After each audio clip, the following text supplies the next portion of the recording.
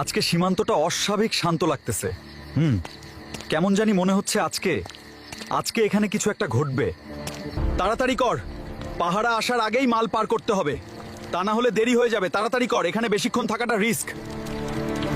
সন্দেহজনক চলাচল দেখা গেছে, সবাই সতর্ক থাকুন। সীমান্ত দিয়ে কিছু লোক অবৈধভাবে পাচারের কাজে ব্যস্ত আছে, আপনারা খুব শীঘ্রই এখানে আসুন। আরিফ, বেশি আগ বাড়াইও না, ওরা আমাদের লোক। কিন্তু স্যার, এটা তো অবৈধ। আরিফ, আমাদের দেশে সবকিছুই অবৈধ। বৈধ কোন জিনিসটা আছে? কথা কম যদি বলো, পকেট সব সময় গরম থাকবে। কথা বেশি বললে দুনিয়া ছাড়বে। স্যার, মানুষ আমাদেরকে বিশ্বাস করে, আমরা যদি মানুষের বিশ্বাস এভাবে ভেঙে দেই তাহলে তো এটা ঠিক হবে না। স্যার চুপ কর আরিফ, এত কথা বইলো না, আমি যেটা বলি সেটা করো। সব সেটিং করা আছে ভাই, কেউ আটকাবে না। যারা আমাদেরকে আটকাবে তারাই তো আমাদের সাথে কাজ করে। এসব নিয়ে কেউ টেনশন কইরো না। দেশের নিরাপত্তা বিক্রি করে দিছে এরা। আসলে এই দেশের কিছু মুখোশধারী লোক যারা দেশের ভালো চায় না, কিন্তু আমি এখানে থাকতে এটা হতে দিব না। এই অবৈধ ব্যবসায় ক্ষতিগ্রস্ত হচ্ছিল দেশের কৃষকরা।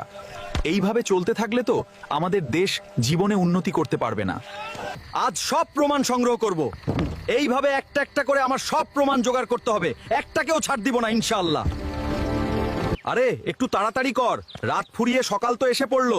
মানুষের নজরে আসার আগে আগে তাড়াতাড়ি চল, লোকজন দেখে ফেললে তো ঝামেলা। বন্ধু, তুই তো আমার ছোটকালের বন্ধু, তোকে একটা কথা জিজ্ঞাসা করি, মন থেকে বলবি, কোনো লুকোচুরি করবি না। আরে বন্ধু, কি বলবি বল তো। তোর কোনো কথা আমি কারো কাছে বলেছি এই পর্যন্ত? তুই নিশ্চিন্তে বল। আমি একটা কথা জানতে চাই, অবৈধ কারবারের সাথে কার কার হাত আছে তুই কি আমাকে বলতে পারিস? যেহেতু তুই আমার আগে এখানে আসছিস। শোন বন্ধু, তুই এগুলা নিয়ে তুই ঘাটাঘাটি করিস না, তোর ভালোর জন্যই বলতেছি। এখন আমি যাই। বুঝলাম না, ও এরকম ভাবে চলে গেল কেন? নিশ্চয়ই এখানে বড় কোনো রহস্য লুকিয়ে আছে, এটা আমাকে খুঁজে বের করতে হবে। আদা ভাই, তোমরা যে বর্ডার থেকে এইসব মাল পাচার করো, তোমাদের কি বর্ডারের যে গার্ড আছে তারা কি ধরে না?